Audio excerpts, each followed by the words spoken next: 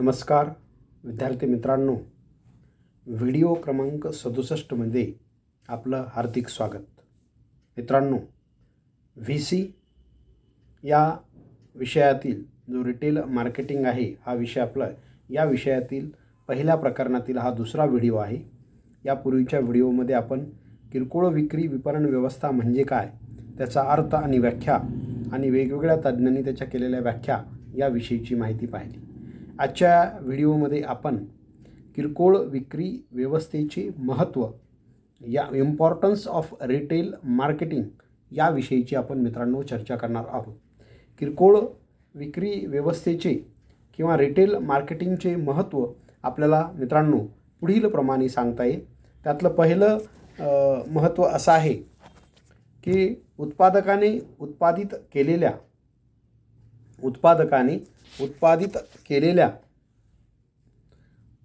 वस्तू व सेवा अंतिम उपभोक्त्यापर्यंत म्हणजेच ग्राहकापर्यंत पोहोचविण्याचे महत्त्वपूर्ण कार्य किरकोळ विक्री व्यवस्था करीत असते. कारण कोणताही उत्पादक एकटा अंतिम ग्राहकापर्यंत संपर्क करू शकत नाही, पोहोचू शकत नाही आणि त्यामुळे त्याला ग्राहकांच्या गरजा व आवश्यकता कशा स्वरूपाच्या आहेत किंवा कशा प्रकारच्या आहेत याविषयीची माहिती त्याला मिळू शकत नाही. त्यामुळे पुरवठा करण्यासाठी किरकोळ विक्री व्यवस्थेची रचना करणं किंवा किरकोळ विक्री व्यवस्थेची मांडणी करणं अत्यंत गरजेचं असतं आणि त्या दृष्टिकोनातून किरकोळ विक्री व्यवस्थेचं महत्त्व आहे. दुसरा महत्त्वाचा विचार केला तर आपल्याला असं लक्षात येतं की किरकोळ विक्री व्यवस्थेत उपभोक्ते म्हणजेच ग्राहक यांना वैयक्तिक किंवा अव्यावसायिक वापरासाठी वस्तू किंवा सेवा पाहिजे त्या ठिकाणी उपलब्ध करून दिल्या जातात. किरकोळ विक्री व्यवस्थेचं महत्त्व काय आहे की उत्पादक एका ठिकाणी असतो, ग्राहक दुसऱ्या ठिकाणी असतो, त्या दोघांचा संपर्क नसतो किंवा एकमेकांच्या ओळखी नसतात, एकमेकासमोर येऊ शकत नाही. अशा वेळेला किरकोळ विक्री व्यवस्थेच्या माध्यमातून ग्राहकाला स्वतःच्या वापरासाठी किंवा इतरांना गिफ्ट देणे, इतरांना भेटवस्तू देणे, वेगवेगळ्या कार्यक्रमामध्ये त्याचा वापर करणे यासाठी सुद्धा वस्तू आणि सेवा पाहिजे असतात आणि त्याच ठिकाणी ज्या ठिकाणी ग्राहक राहत आहे त्या गावामध्ये, त्या शहरामध्ये उपलब्ध करून देण्याचं कार्य किंवा काम किरकोळ विक्री व्यवस्था करत असते. हे एक महत्त्व आहे. त्यानंतर उपभोक्ते म्हणजेच ग्राहक हे देशभर विखुरलेले असतात आणि मोठ्या संख्येने असतात. या असंख्य ग्राहकांना किंवा उपभोक्त्यांना त्यांच्या मागणीनुसार योग्य वेळी, योग्य ठिकाणी आणि योग्य प्रमाणात वस्तू आणि सेवा उपलब्ध करून देण्याचं कार्य म्हणजे किरकोळ विक्री व्यवस्था करत असते. हे एक महत्त्व आहे. त्याचबरोबर किरकोळ विक्री व्यवस्थेचा केंद्रबिंदू हा ग्राहक किंवा उपभोक्ता असल्यामुळे ग्राहकांच्या समाधानासाठी विक्री व्यवस्थेचे सर्व प्रयत्न ग्राहक केंद्रभिमुख झालेले असतात. ग्राहकांना त्यांच्या आवडीनुसार व मागणीनुसार मालाचा पुरवठा होतो, त्यामुळे ग्राहक समाधानी राहतात.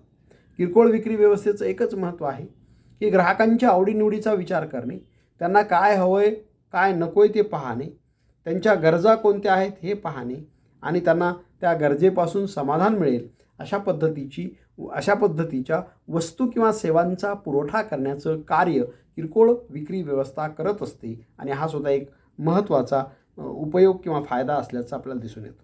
त्याचबरोबर नाशवंत स्वरूपाच्या ज्या काही वस्तू असतात, नाशवंत स्वरूपाच्या वस्तू म्हणजे कोणत्या की खराब होऊन जाणाऱ्या, की फळं असतील, भाजीपाला असेल, दूध असेल, अंडी असतील, या गोष्टींना एक ठराविक कालावधीपर्यंत आपण सांभाळून ठेवू शकतो. त्याच्या पलीकडे आपण त्याला सांभाळून ठेवू शकत नाही, कारण त्या खराब होऊन जातात, सडून जातात, नासून जातात आणि त्यामुळे यांना आपण नाशवंत स्वरूपाच्या वस्तू असं आपण म्हणतो.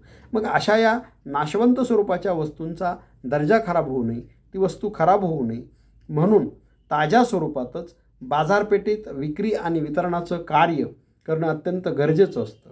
आणि आपण बऱ्याचदा बघतोय की कृषी मालाच्या बाबतीमध्ये या वस्तू आपल्याला या प्रकारची स्थिती होत असल्याचं आपल्याला दिसून येतं. एखाद्या वेळेला कोथिंबीरची जुडी 5 रुपयाला असते आणि तीच कोथिंबीरची जुडी 2 रुपये 3 रुपयापर्यंत जाते. मेथी भाजीच्या बाबतीमध्ये सुद्धा असंच आपण बघतोय की 10 रुपयांच्या 4 मेथीच्या जोड्या येतात. परंतु एक वेळ अशी येते की 10 रुपयाला एकच मेथीची जुडी म्हणतो. आणि काही कालावधी नंतर अशी येते की 10 रुपयाच्या 10 घेऊन जा जुड्या असं म्हणू शकतो. मग हे कशामुळे शक्य होतं की नाशवंत स्वरूपाच्या वस्तूंच्या बाबतीमध्ये जेव्हा बाजारपेठेमध्ये त्या वस्तूंची आवक मोठ्या प्रमाणावर झालेली असते, शेतीमध्ये त्या मालाचं मोठ्या प्रमाणावर पीक आलेलं असतं, अशा वेळेला हा सर्वच माल एकाच वेळेस बाजारपेठेमध्ये येतो आणि त्यामुळं ग्राहकांच्या गरजा कमी आणि मालाचा पुरवठा जास्त, यामुळं पर्यायानं त्या मालाच्या वस्तूंच्या किमती कमी होतात आणि मग वाटेल त्या किमतीला त्या वस्तू ग्राहकांना म्हणजे उत्पादकाला विकाव्या लागतात. आणि त्यामुळं नाशवंत स्वरूपांच्या बाबतीमध्ये मात्र एका ठराविक वेळेपर्यंतच आपल्याला त्या वस्तूला ग्राहक शोधणं गरजेचं असतं, अन्यथा ती वस्तू खराब होऊन जाण्याची शक्यता असते. आणि त्यामुळं की किरकोळ विक्री व्यवस्था या नाशवंत स्वरूपांच्या बाबतीमध्ये असणं अत्यंत आवश्यक असतं. त्यामुळं या किरकोळ विक्री व्यवस्थेमुळे सुलभ आणि सहजपणे आणि त्वरित म्हणजे ताबडतोब त्या वस्तूंची विक्री करण्याचा प्रयत्न नाशवंत स्वरूपांच्या वस्तूंचा केला जातो. याचबरोबर किरकोळ विक्री व्यवस्थेचे विविध प्रकार दिसून येतात. विविध प्रकार कोणकोणते आहेत? ज्याला की आपण एक छती दुकाने म्हणतो, साखळी पद्धतीची दुकाने म्हणतो, टेलिफोन मार्केटिंग म्हणतो, आपण ई मार्केटिंग म्हणतो किंवा ई कॉमर्स म्हणतो, ई रिटेलिंग म्हणतो. याद्वारे सुद्धा ग्राहकांच्या निवासी आज आपण पाहतोय की या कोरोनाच्या कालावधीमध्ये किंवा त्याच्या अगोदरही कोरोनानंतर तर ई कॉमर्स इतक्या मोठ्या प्रमाणावर प्रचंड स्वरूपामध्ये त्याच्यामध्ये ग्राहकांची मागणी वाढलेली आहे. कारण कोरोनाचा संसर्ग होऊ नये म्हणून लोक बाजारपेठेत जात नाहीत किंवा बऱ्याच वेळेला सरकारची वेगवेगळ्या प्रकारची निर्बंध होती, मार्केट उघडण्याबंदी, गर्दी होऊ नये म्हणून.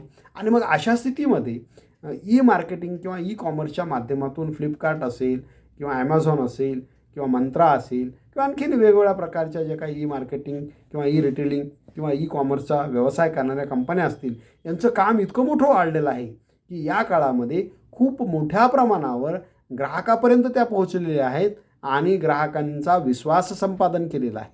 म्हणजेच किरकोळ विक्री व्यवसायाची ही जी वेगवेगळ्या प्रकारची नवीन नवीन व्यावसायिक स्थिती आहे, त्याच्यामध्ये आपण बघतो की ई मार्केटिंगमध्ये सुद्धा की एखाद्या ग्राहकाला जर तो माल पसंत नसेल, पेमेंट जरी केलेलं असलं तरीसुद्धा तो माल परत करता येतो आणि पेमेंट लगेचच परत मिळतो.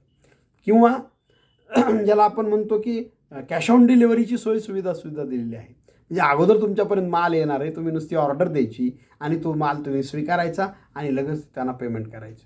म्हणजे इतक्या सुविधा किंवा रिटर्नची पॉलिसी, ज्याला आपण माल परत करण्याची जी पॉलिसी आहे ती सुद्धा त्याच्यामध्ये सुविधा आहे. त्याचबरोबर माल खराब असेल तर तो न स्वीकारण्याची सुद्धा सुविधा आहे. म्हणजे अशा वेगवेगळ्या प्रकारच्या पद्धती री मार्केटिंग किंवा ई मार्केटिंगच्या माध्यमातून ग्राहकांना दिल्या जातात आणि त्यामुळे किरकोळ विक्री व्यवसायामध्ये या प्रकारचं सुद्धा मोठ्या प्रमाणावर महत्त्व प्राप्त झाल्याचं आपल्याला दिसून येतं.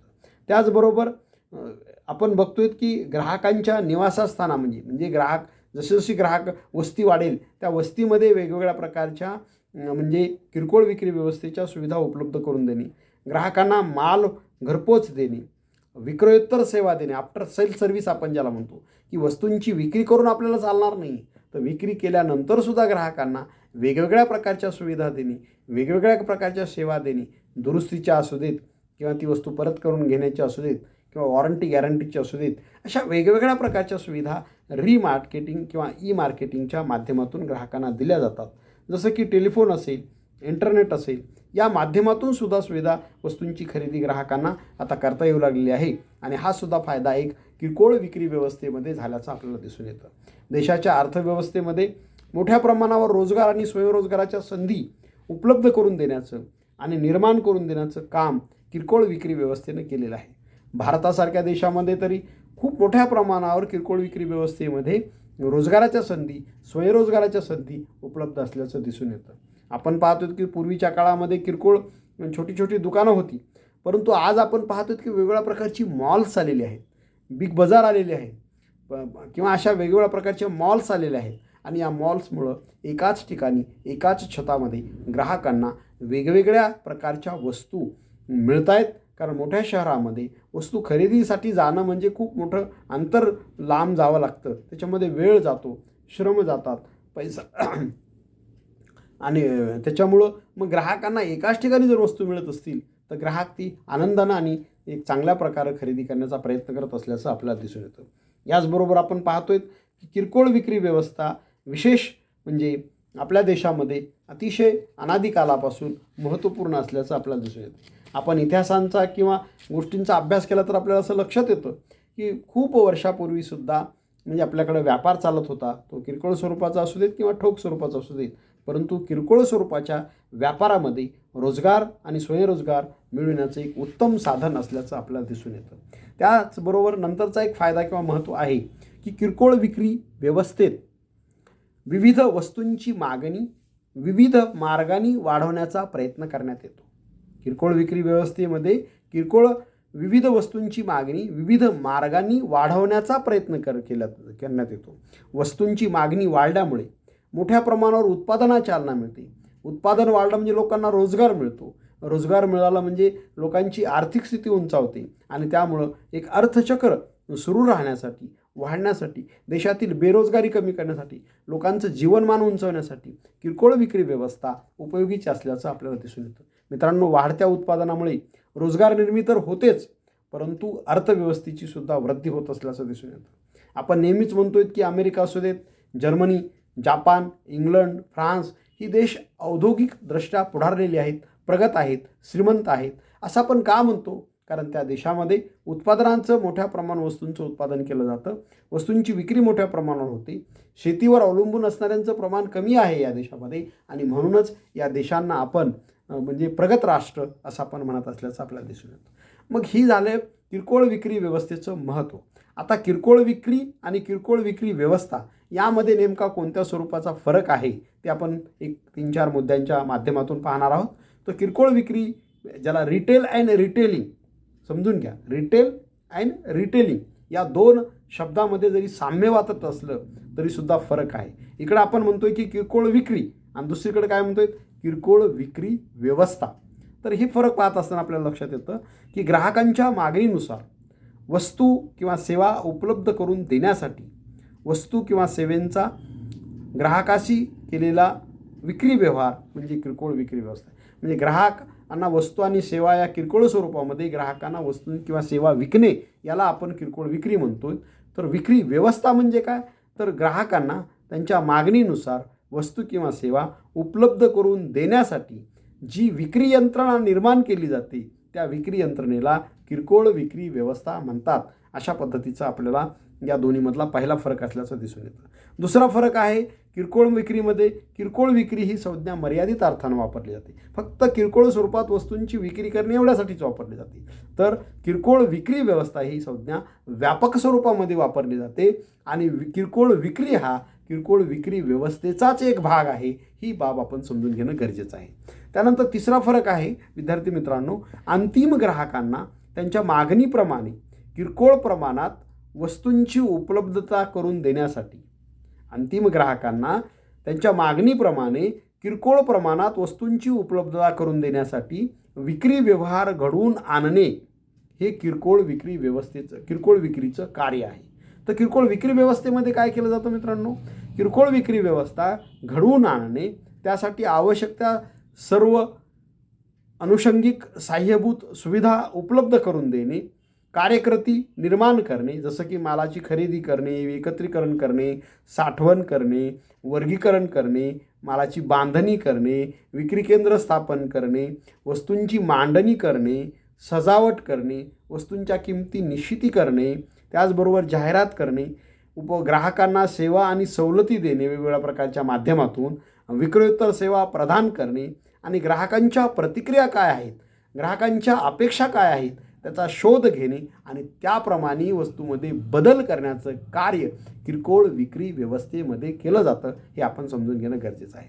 आणि मग शेवटचा कोणता फरक आहे किरकोळ विक्रीमध्ये? किरकोळ विक्री या संज्ञेत ग्राहकांना वस्तूंची किरकोळ विक्री करणे या एकाच कृतीचा अर्थबोध होतो. किरकोळ विक्रीमध्ये फक्त ग्राहकांना वस्तूंची विक्री करणे किरकोळ स्वरूपामध्ये याच संज्ञेचा अर्थबोध होतो. तर किरकोळ विक्री व्यवस्थेमध्ये मात्र किरकोळ विक्री व्यवस्था या संज्ञेत किरकोळ विक्री पूर्व कार्य, प्रत्यक्ष किरकोळ विक्रीची कार्य आणि किरकोळ विक्री पश्चातच्या नंतरचं कार्य म्हणजे 3 कार्य किरकोळ विक्री व्यवस्थेमध्ये केले जाते. किरकोळ विक्री व्यवस्था करण्यापूर्वीचं काय तयारी करावी लागणार आहे आपल्याला, प्रत्यक्ष करत असताना काय करावं लागणार आहे, आणि वस्तूंची किरकोळ स्वरूपात विक्री केल्यानंतरसुद्धा काय करावं लागणार आहे. जसं की आपण वेगवेगळ्या प्रकारच्या मुद्द्यांचा चर्चा केली. मालाची खरेदी करणे, साठवण करणे, वर्गीकरण करणे, बांधणी करणे, विक्री केंद्र स्थापन करणे, मांडणी करणे, सजावट करणे, किंमत निश्चितकरण करणे, सवलती देणे, वेगवेगळ्या प्रकारच्या विक्रोत्तर सेवा देणे, ग्राहकांच्या अपेक्षा जाणून घेणे, ग्राहकांच्या प्रतिक्रिया जाणून घेणे, आणि या सगळ्या गोष्टींचा समावेश या ठिकाणी होतो. या ठिकाणी आपण थांबूयात मित्रांनो.